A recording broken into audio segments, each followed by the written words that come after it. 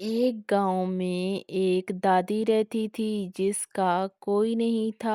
आखिर दादी ने एक छोटा बकरी का बच्चा लिया और उसकी खूब हिफाजत करती और उसका ख्याल रखती।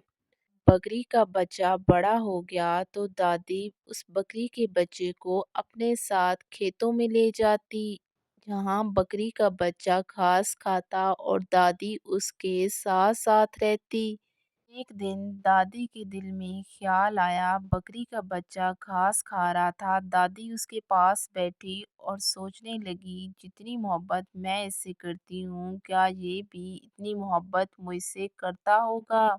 दादी एक दिन बकरे को साथ लेकर गई और खुद दरख्त के नीचे सो गई।